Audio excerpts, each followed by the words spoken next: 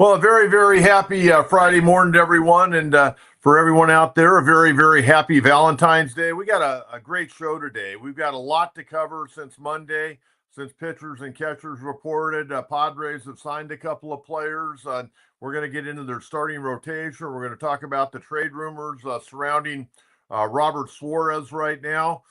Just a lot to cover.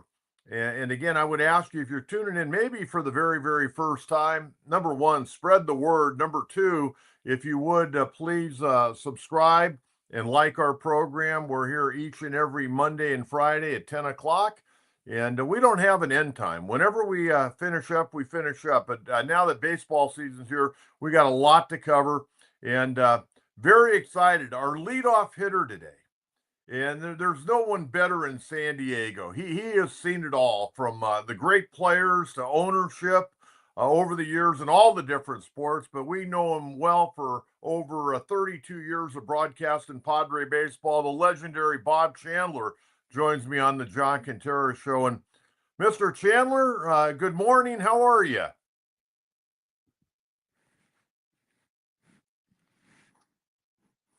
Well, I think we're going to get to Bob here momentarily. Having a little bit of issue trying to connect with him, but we'll try to get that squared away. But we're going to go through our program here a little bit, and we'll get to Bob. Maybe some technical difficulties going on. I got to be honest with you. I wasn't sure I was going to be able to do the show today. I woke up to a major water leak in my home. And I'm still waiting for the plumber to get out here. I got the water turned off, but man, with all the rain, it had nothing to do with the rain. It's just a plumbing problem. So, we'll see where that goes. Okay. Padres. Everyone wondering what they're going to do about pitching. Well, they shocked us all earlier in the week. They signed right-hander Nick Pivetta, who last year with Boston was 6-12 and a 4.14 ERA. And we'll see what he brings to the table. But I think one thing, Nick Pivetta, if he can stay healthy, he's going to pitch around a 4 ERA, but he's also probably going to be able to chew up a lot of innings for the ball club. And that's the main thing. You got to chew up innings, and if you pitch to a 4 ERA, so be it. But Nick Pivetta, kind of an interesting contract. They signed him to a deal at 4 years, $55 million.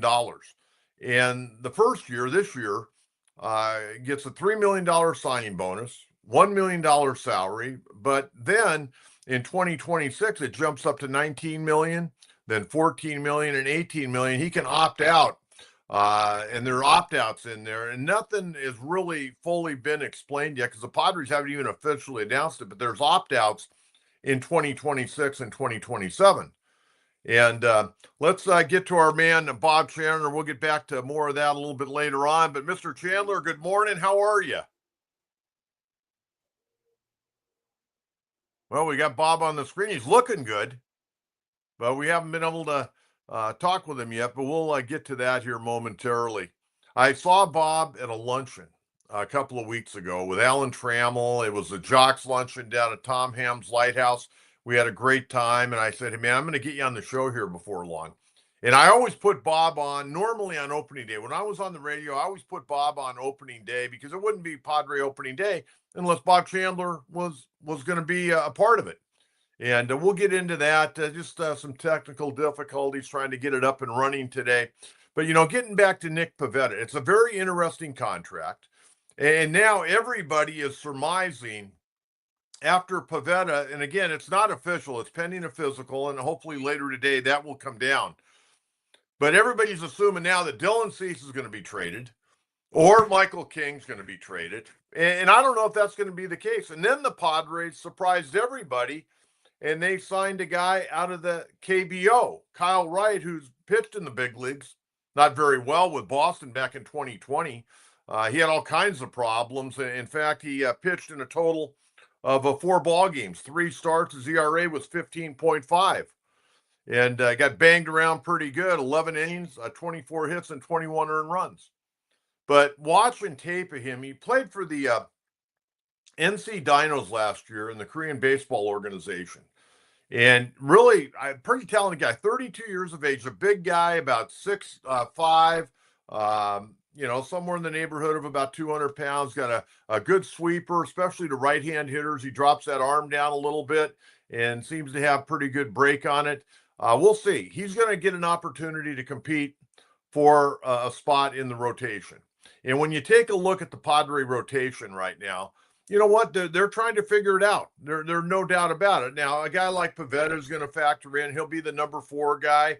And whoever wins the number 5 spot, so be it. It could be Matt Waldron. It could be Randy Vasquez. It could be Kyle Hart. And now they're saying that they're going to lengthen out Stephen Kolek, the right-hander who pitched out of the Padre bullpen last year. And Kolek's got a good arm.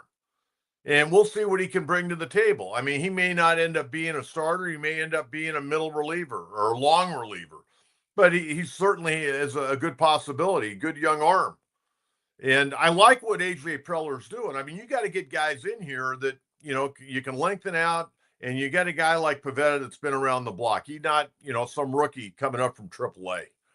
You got a guy that knows how to pitch a little bit. And, you take a look at Pivetta along with you, Darvish, and let's hope you can stay healthy. He's getting up there in years, and guys are going to have, sore elbows or sore shoulder or, stiff neck or whatever when you pitch. We understand that. And you're hoping he can stay healthy. You hope Michael King and Cease can stay healthy. And I hopefully they don't trade those guys. I realize that the Padres have some issues with their payroll right now. But let's hope that they can get to the opening of the season and see how this thing plays out. And if it plays out the way we think, Padres are going to be in it. Now, again, I don't expect them, and I don't think anybody expects them to win the division with what the Dodgers have done right now. But you know what? Hey, win 90-plus games, get into the postseason. That's what I've been saying. I think that there are going to be 3 teams from the NL West get into the postseason. Dodgers, and I talked about that PECOTA ranking the other day. The Dodgers to make the playoff, 99.9% according to PECOTA. They had the Dodgers winning 103.8. And, we'll see if that ends up being the case. Dodgers could probably win 115 if they want, but they don't want to. They want to keep their guys healthy. But I think Arizona's going to be really good. I think Arizona's going to have a really, really nice ball club. I think they got a really balanced team. And we'll talk with my buddy Brad Sesmat before too long over in Arizona. He can tell us about Torey Lavella's ball club. But, I'm kind of tired of people whining and crying about what the Padres don't have. Let's talk about what the Padres do have. They've got some good starting pitching. I mean, Darvish can flat out pitch. And when he pitched last year, and I know he took some time off, he had a very, very serious family matter. But when he came back, pitched well, pitched great in the playoffs. And that's the whole thing, man. You just got to get the ball club to the playoffs and let these veteran guys take care of business. Now, Cease didn't pitch well. He came back on short rest, and we know how that didn't work out very well for the Padres. Michael King pitched great. I can't speak highly enough of Michael King and what I saw. I mean, he pitched to a 2.95 ERA last year. Really, really solid. And Dylan Cease has got, as I've said before, and there's some things about Cease I don't like, but there's a lot to like about Dylan Cease. I mean, this guy's got big-time stuff. When he is on, he's as good as anybody in baseball. I don't care who you want to name. Dylan Cease has got that kind of stuff. But when things are not going well, I don't necessarily like his mound poise, his body language out on the mound. I like those pitchers. This is me. And I don't know how you look at it, but having coached a lot of pitchers, I want to look at a pitcher out on the mound. I don't want to know if he's winning or losing.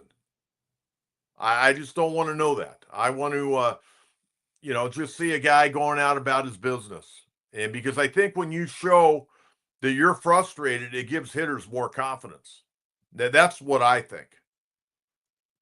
But, I mean, between King and Darvish and Cease and now Pivetta, and you know what? They're going to find a 5th guy. And it probably won't be the same guy all year. And that's okay. Randy Vasquez can pitch a little bit. He got better and better as last year went on. Matt Waldron. I'm going to be honest with you. And I know Matt Waldron's numbers were ugly at the end of the year, and they sent him down to AAA. I got news for you. Padres wouldn't have been in the playoffs last year if it weren't for Matt Waldron. And you could go, ha, ha, he, what are you talking about? That guy went to the post a lot last year, and he had some good outings when the Padres desperately needed it when Yu Darvish was not available. And Musgrove missed most of the year. And when Joe did come back, he pitched great. So don't underscore Matt Waldron. I'm pulling for that guy. I like his stuff. I like his delivery. I just think he has to change his repertoire up a little bit more. And if he does that, he's going to be okay. And he'll be able to help the ball club. Randy Vasquez, the young man they signed from the KBO. I don't know if he can, come back and be a great major league pitcher. They spent $1 million on him. Kyle Hart, I'm pulling for Kyle. I want all these guys to get the job done. I want to win 90 plus games. I want to get back to the playoffs. I want to go against the Dodgers. But the only thing I hear from Padre fans is what we don't have. And, the other thing, and I could go on and on about pitch. Our bullpen's good. But offense, we got an offense. We got some dudes, man. We got some dudes. A Rise, 3-time batting champ. Fernando Tatis Jr., Manny Machado, Xander Bogaerts, Jake Cronenworth. Those guys are players. Jackson Merrill. I mean, we got some dudes, 1 through 6, pretty damn good. Now, as far as behind the plate, left field, I'm not sure. DH, don't know. But you know what? We got some guys that know how to play. We got some veterans. And they're going to be able to compete. We got one of the best offensive lineups, folks, not just in the National League, but all of baseball. And all I'm hearing is what we don't have because we didn't go out and sign another high-powered free agent. Well, you know what? We got plenty of those guys. Now, on the back end of this, we may pay the price for it. Down the road, with Machado's contract and Bogart's contract and Darvish's contract, we may pay the price. But right now, the window is still open. Now, the window's closing, especially if you don't have Cease and King back next year. Nick Pivetta's not a number 1. He's not a number 2. Maybe on some staff, he's a number 3, but on the Padres staff, he's a number 4. So after this year, you may have Yu Darvish, Nick Pivetta, and whoever else. Whether it's, Kyle Hart or Stephen Kolek or Randy Vasquez or Matt Waldron. But this is going to be the best opportunity I think the Padres are going to have for many years to do some damage this year because there's no guarantees about King and Cease after this year. And you know what? You start looking around the other teams in the division, the other teams in the National League. Padres are in pretty good shape. I mean, you got the Dodgers, best team in baseball. Without a doubt. I don't think we can argue that right now. They're the best team in baseball. Arizona Diamondbacks going to be awful good. New York Mets are going to be good. Braves will always be good. Okay, the National League Central, I don't know what to tell you about them. I mean, I don't know about Milwaukee or the Cubs. The Cubs still looking for a third baseman. But the Padres are going to be okay. They're going to be okay. Get through spring training healthy, figure out your staff, figure out your bullpen, and you're going to be in pretty good shape. So, I like the starting staff. And I'd like it a whole lot more if we had Joe Musgrove. But if Musgrove were here, you probably wouldn't sign Pivetta. And, I know Joe would love to come back this year, probably, August, September. There's no reason to come back. Get completely fully healthy, and then come back. Okay? That's the simple fact of the matter. And, Joe's costing the ball club $20 million this year, but hey, so be it. He'll be back for the final 2 years of his contract. And he'll be 100%. Joe Musgrove pitched really well last year, considering he probably shouldn't have been pitching, in my opinion. I knew he was pitching hurt all year. Nobody said anything. Joe didn't, or his family didn't tell me. I could tell from having watched Joe pitch for many years, I knew he wasn't right. But this pitching staff's pretty damn good. This pitching staff's pretty doggone good. There's no question about it. Now, Kyle Hart, Tell you a little bit about him. I mentioned he's 6'5", 200, a $1 million deal. Last season pitched in the KBO. He won the equivalent of the Cy Young Award. NC Dinos, 13-3, 2.69, 182 punch outs and 157 innings. Hell of an effort. He's only pitched 11 innings in the big leagues, and he got cuffed around. It was a COVID year in 2020. They brought him up 4 games, 3 starts, 0-1, 15.55 ERA. Very, very small sample size. And, he's 32 years of age, left-hander. You got nothing to lose. And I watched some tape of this guy. I mean, he twisted right-hand hitters around in the KBO last year. And there are a lot of guys in the KBO that can swing the bat pretty well.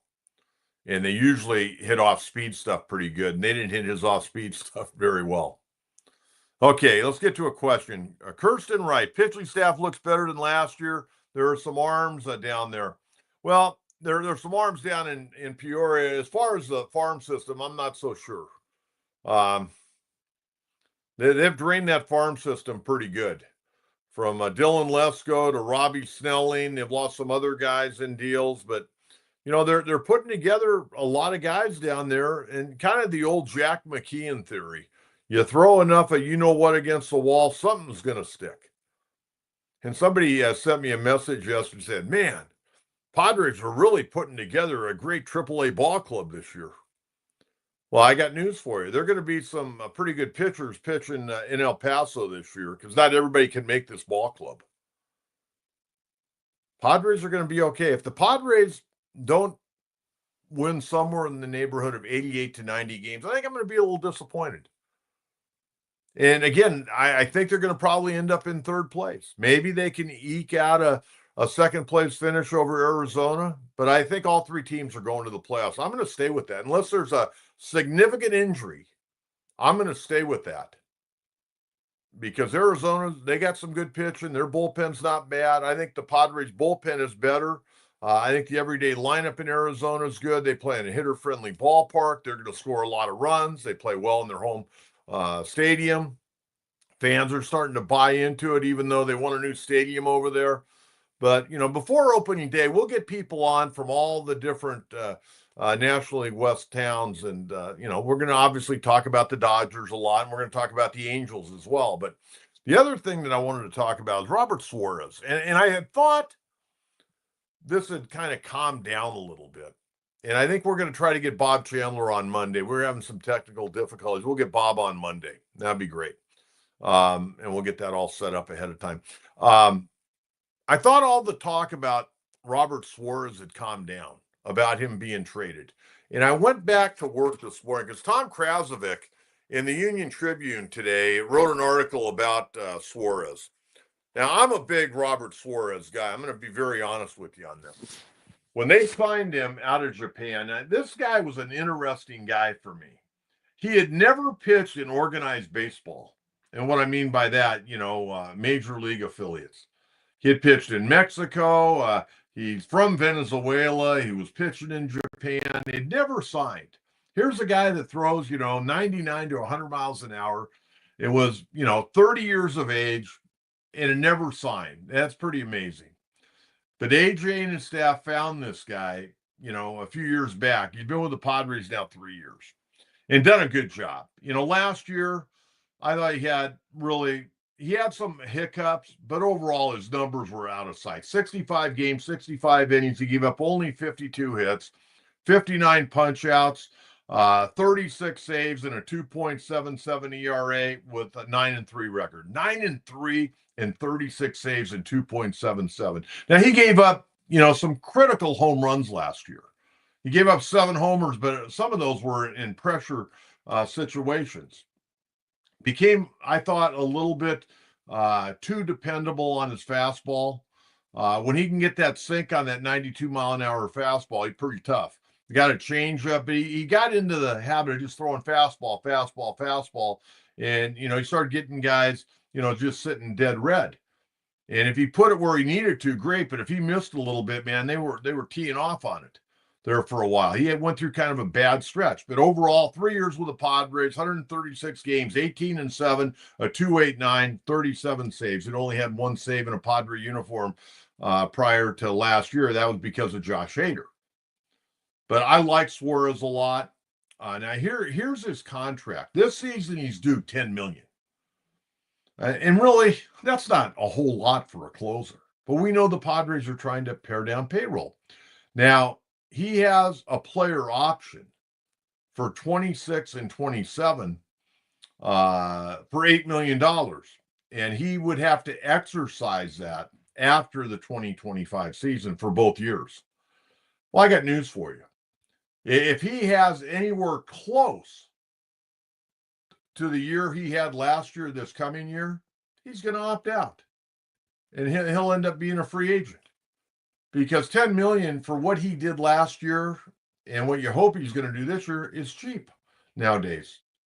And he's going to be 34 years of age on March 1st. How much more do you want to invest in a 34-year-old closer? I'll be very, very honest with you.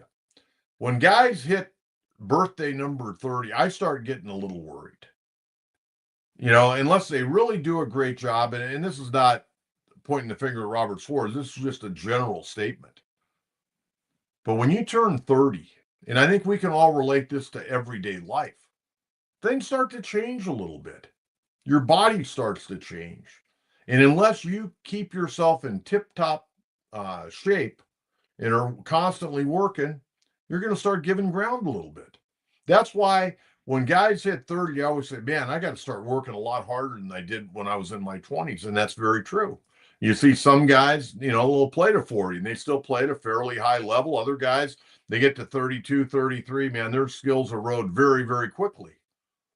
And we got guys here in San Diego under long-term contract. I don't know how Manny Machado's career is going to go. I mean, by the time he's 36, 37, his bat speed going to slow down. He's going to lose range, arm strength starting to give ground. I don't know. How about Xander Bogaerts? Same thing. Those guys are playing in tough positions on the left side of the infield. And they're under long-term contracts. Fernando's under long-term contract, very affordable. I mean, $340 million. He's under contract to the Padres till 2034. And I know it escalates. This year he goes from 11 a year ago up to 20, but then it gets up to 36 million there. I think from 2029 to 2034. But for now, that's a cheap price. If he can stay on the field, that's a cheap price. But I still think, and I'm hoping I'm wrong on this, somebody's going to go, I think, for opening day. Is it going to be Suarez? I mean, could Jeremiah Estrada, would you trust Jeremiah Estrada in the closer role? I don't know if I would. Okay, I'm not sure. I mean, that's a tough role to fill. And you just can't throw anybody in there. Brian Hoeing, could he be the guy? I don't know. But there are a lot of teams that probably love to have Robert Suarez for $10 million. What would the Padres get in return? I don't know. That's the other thing. People are saying to me, well, if the Padres trade Dylan Cease, what are they going to get? Are they going to get 3 for 1? Yeah, they may get 3 for 1, but probably what they're going to get, they'll probably get a bullpen arm, maybe a bench guy, I would imagine, and then probably some good arm that's, in Double-A. So you might get a bullpen arm, get a bench guy that could, help you out, maybe DH occasionally, and then you're going to get a minor league arm that you got to continue to develop. They're not going to get like 3 studs for Dylan Cease, and they're not going to get nearly as much for Robert Suarez. If they were to trade him, they're going to probably get 2 guys, maybe a bench guy, maybe a minor league arm again. Always got to get those minor league arm, the guy that's got a good arm that you think he can develop. But I still think that they may dump one of their big money guys before opening day, and I hope that's not the case. I'll tell you what, I think we've all been critical of A.J. Preller over the years, and there have been a lot of swings and misses, especially early in his tenure. But he did a hell of a job last year. I told him that at our holiday happy hour party up at the Lucchese. We had a great chat. And he asked me some questions about guys on his ball club. And, I told him what I thought. One of them was on Bogaerts. But I think AJ is having to be, well, and his staff, I think his staff does a good job on these contracts. They're very creative contracts. But I think AJ is, I think he's had his hands tied to a high degree because they are leveraged up against the salary cap. Well, the threshold, I guess. And right now they're probably over the first threshold. In one of these shows, we're going to get into talking about salary caps or bottom feeding ball clubs not spending money. We're going to do that someday. Maybe one of Scott Miller's on with me. I'll do that with him one day. But I think the Padres are going to have to make some hard decisions that us fans may not like and AJ Preller may not like to have to make. But we'll see where it goes on that. But as far as Robert Suarez, hey, on our YouTube page, I want you to go ahead and I want you to tell me what you think. I really want to hear what you have to think. And if you've got any comments, we can drop them in right now. I'll take your comments right now. We're also going to pull up some questions from our last program. Now, I wanted to mention a couple of things. Dodgers, Clayton Kershaw coming back for his 18th year. He won't be ready probably till middle of the season or maybe after the All-Star break. He's not going to pitch probably 70 innings, but they love having him around. They love having him in the dugout. Great teammate, real pro. Just adds to the Dodger lore. So he's coming back, and, I don't know how effective he'll be, but, I know he had a tough offseason. He had foot surgery. He was on crutches for about 2 weeks. He was in a boot for a few weeks, and, he's back. Back throwing, working out, but he's not ready to pitch and probably won't be ready to pitch. And God knows the Dodgers don't need him anytime soon. They got so many pitchers up there, they're bumping into one another. But we'll see where it goes. But Kershaw back for his 18th year, and I hope Kershaw finishes with the Dodgers. This probably be his last year, I would think. He's going to be 37 years of age. I'm glad he didn't take that contract, go to Texas. Guys like Kershaw need to stay with one team their entire career, like Tony Gwynn did with our Padres. Okay. And then the other guy that I wanted to mention with the Angels is Ron Washington gets ready to start his second year as a skipper up there. Angels give Kenley Jansen a 1-year deal. I like Kenley Jansen. Good guy. Started out as a catcher. They made him into a pitcher. He had all those great years with the Dodgers, kind of bounced around the last few years, but still very, very effective. So I just wanted to mention that because I've always really enjoyed Kenley Jansen. I think he's a good man. Okay, let's get to a few questions here. I do want to get to some local basketball. Richard Flores always wants to taunt me with that Dodger cap. At the end of the day, Coach, Padres are dangerousness. They will be in the thick of the race. Other fan bases would kill for the Padre roster. Forget the ownership drama and enjoy the season. I think that's very true. And I think that's very well said. The other thing that I was going to mention, and I was going to talk with Bob Chandler about that, but we'll get him set up for Monday if that can be worked out, if he's available. He plays golf all the time. He plays with all these big league guys. Big league guys. But we'll get that all set up with him. But what I wanted to tell you a little bit about the Padres and their roster is there was an article in one of the newspapers last night. Dan Shea, who used to own Donovan's and is very involved with the Lucky Duck Foundation, came to the aid, long, lengthy article, came to the aid of Sheil Seidler and really praising her in her relationship with her late husband, Peter Seidler. And boy, kind of pointed the finger at the Seidler brothers. I know Dan Shea, and I was kind of surprised. Long article. And if you can find it, I can't remember what publication wrote it. Really, really interesting article that came out. I saw it last night, but no, Richard, the Padres, they got a dangerous lineup. They can explode on you at any time. And I'm really anxious to see what guys like Jason Hayward can bring to the ball club, Connor Joe. We'll see what ends up going on with this ball club. But I think it's going to be a fun, exciting season. Joshua, hey, Coach, how much more confidence do you have in the lineup after adding Pivetta? Well, it's only going to add to it, Joshua. Going to add to it. You can never have enough arms. I don't care if you got 6 arms, you want 7. If you got 7, you want 8. And it's just going to add to it. The guy's got major league experience. He's had some really good times. He's had some rough times too. But where he's at in his career now, he's going to bring, I think, a lot to the table. And again, you just knock on wood that this guy will stay healthy. That's a big part of it right there. Okay, we'll keep those questions coming. And, the Angels, they also signed Yoan Moncada. Remember the Chicago White Sox guy that was supposed to be this big stud? The guy never could play. He's like Anthony Rendon. Hey, do you see the story on Anthony Rendon? You talk about the worst signing in the history of baseball. I mean, the two of them, what's really interesting, Steven Strasburg, who signed with Washington, got that big deal. He's now the pitching coach at Santa Fe Christian High School. Okay, he's getting paid a couple of more years by the Washington Nationals. And he only pitched, I don't know, I got to go back and look. After they won the World Series, I don't think he's pitched in 20 games. And then Anthony Rendon got that big deal from the Angels and then was complaining last year that the season's too long. He's always hurt. Now he's out. What do you have, hip surgery? They had to just pay that guy off and tell him to go home to mama.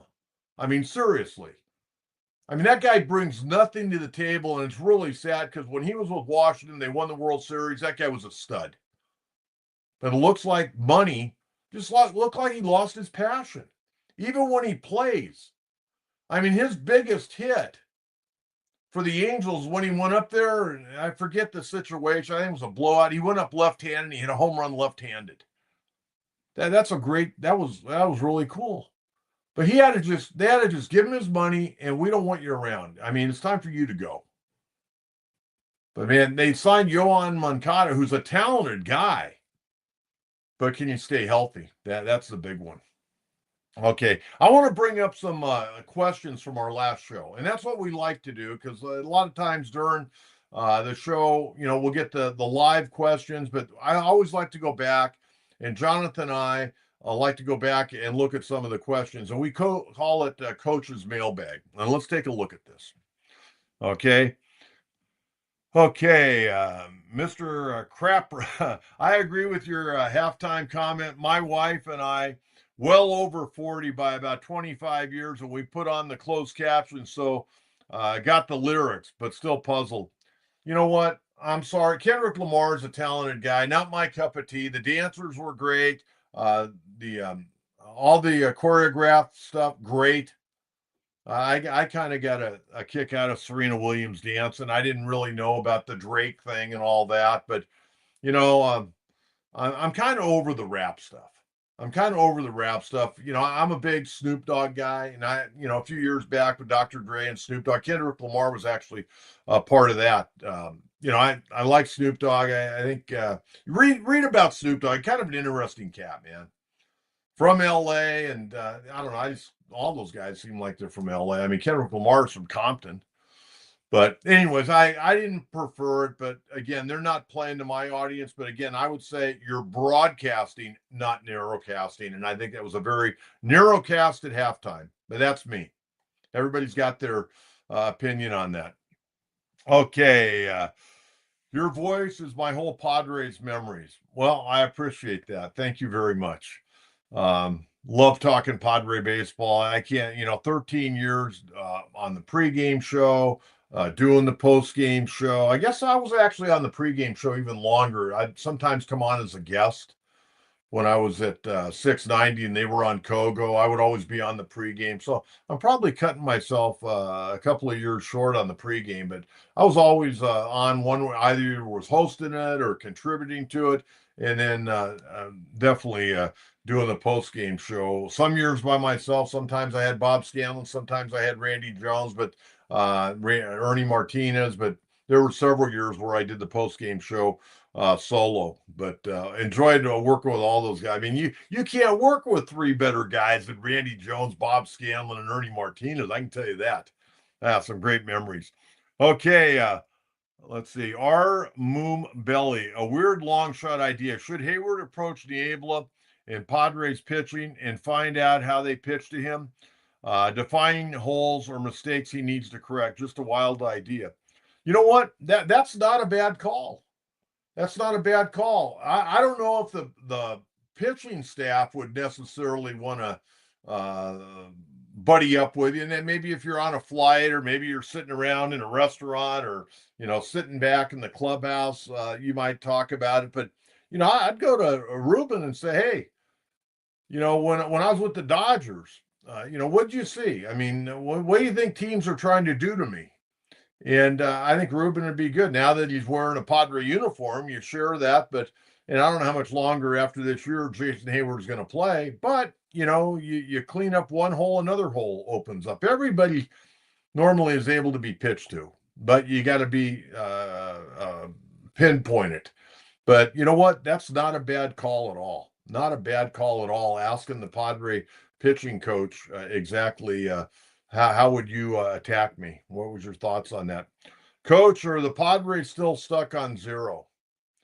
I don't really know what that means. I guess we're talking about free agency.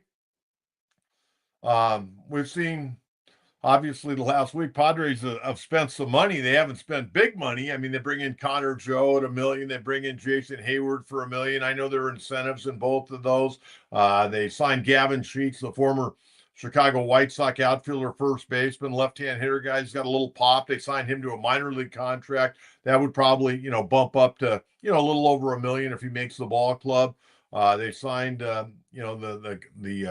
Nick Pivetta.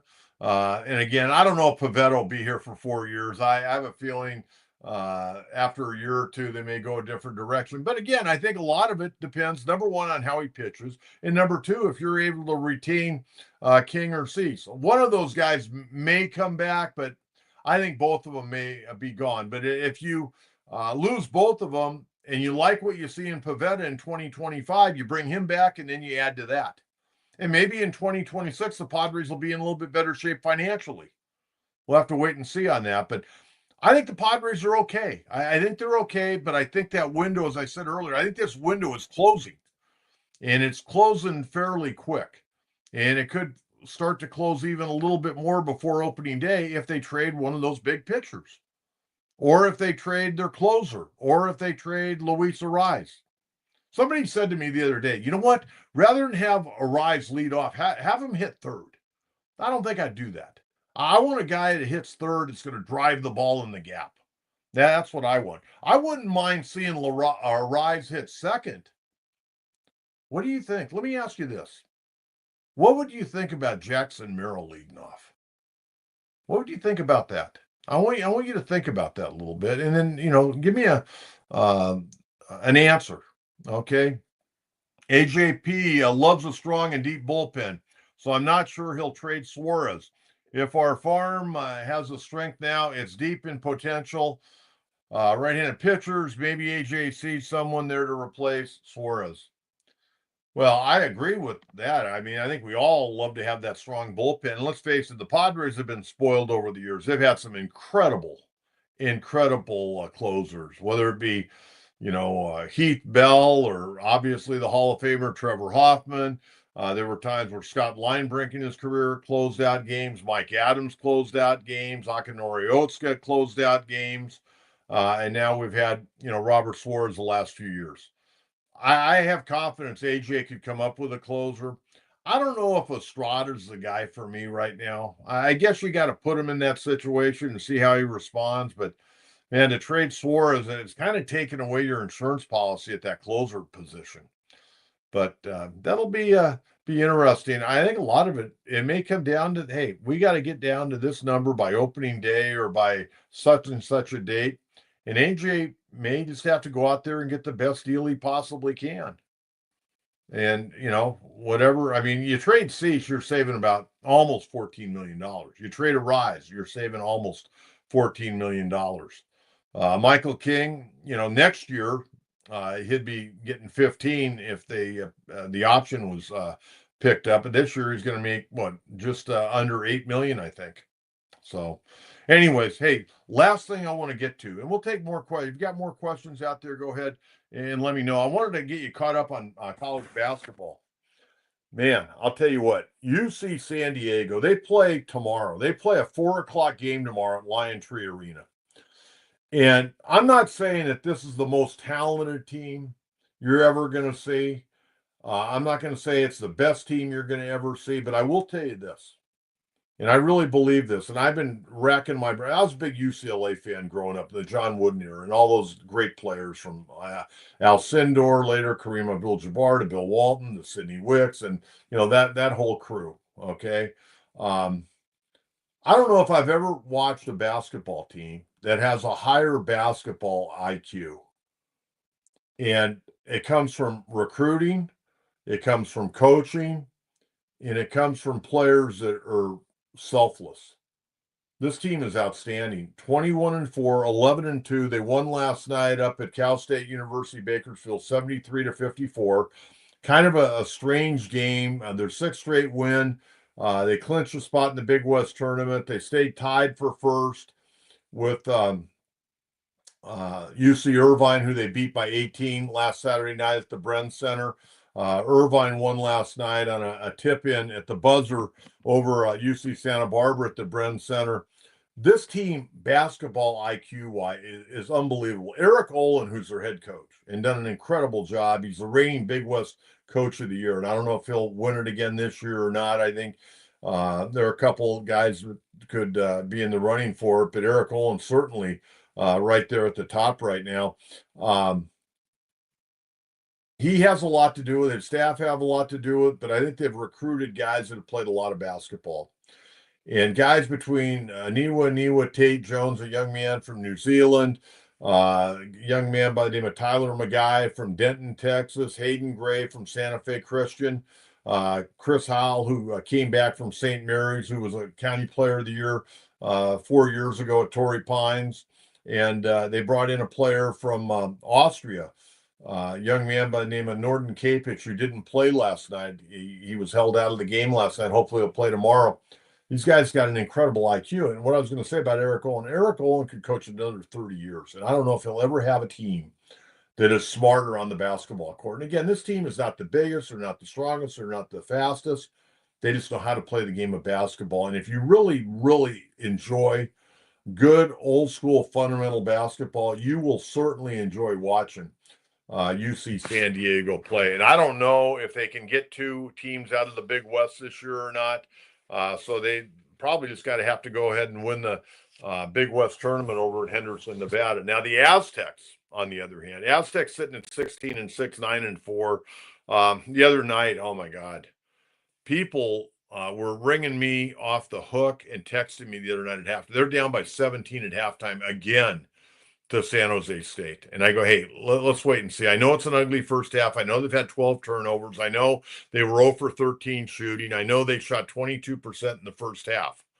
But let's see what they do. They come out and they go on a 17-0 run, tie the game, end up winning at 69-66. This team is very young. I think kind of an emotional team to a certain degree. They show their immaturity from time to time, but they're still talented. I think where they're at now, I mean, they got 16-6, 9-4. New Mexico looks like they're going to walk away with the regular season title. They only got one loss. I know there's games to be played, but they're playing pretty well. I think it's going to probably come down to the Aztecs having to win the Mountain West Conference tournament. If they could run the table and, finish in second and have a good run in the Mountain West Conference tournament, then, they may get in. I don't know if they're going to be 2 or 3 teams. Last year, they have 6 teams from the Mountain West Conference? That's not happening this year. But I think they may have to win the conference title to get to the NCAA tournament this year. And I mean the tournament conference title. If not, they're going to the NIT. But tomorrow, they got Boise State. Boise State, very, very solid team. Aztecs beat them up in Boise January 4th, 76-68. And hopefully the Aztecs can get off to a good start. They're having all kinds of problems in the first half, and then they have to make these miraculous comebacks in the second half. And then USD, I just, like I've been doing, I just throw my arms up. 4-23, 1-13. Last night they got beat by Pepperdine. Pepperdine's 4-9 in conference, 10-16 overall. Toreros got beat up at Firestone Fieldhouse, 88-81. Rough year. rough 3 years for Steve Lavin. Anxious to see what they're going to do with that program at the end of the year. Tomorrow night, Jenny Craig Pavilion, 7 o'clock. Very nice USF squad comes in. They got beat last night at Gonzaga, 88-77. But with that being said, USF, they're having a hell of a year. They're 20-7. They're 10-4 in conference play. So we'll see what gives. But they're another team that could be a bubble team. There could be 3 teams this year come out of the West Coast Conference. So we'll have to wait and see on that. Okay, I apologize for not being able to get Bob Chandler on today. We'll do a better job, get him on Monday, and we'll keep you up to date with everything going on Padres. Now, remember, please subscribe, please like, and you can follow me on Facebook at John Kentera, and you can follow me on X at Coach Kentera44. Again, happy Valentine's to everyone. And we'll talk to you again Monday morning at 10 a.m. Have a great weekend. Enjoy the NBA All-Star game. I'll certainly have some comments on that on Monday. This is the first time I think I've ever not looked forward to the NBA All-Star game because they got this new crazy format. So I'll share my thoughts on that on Monday. But until then, have a great weekend and stay dry. Bye-bye.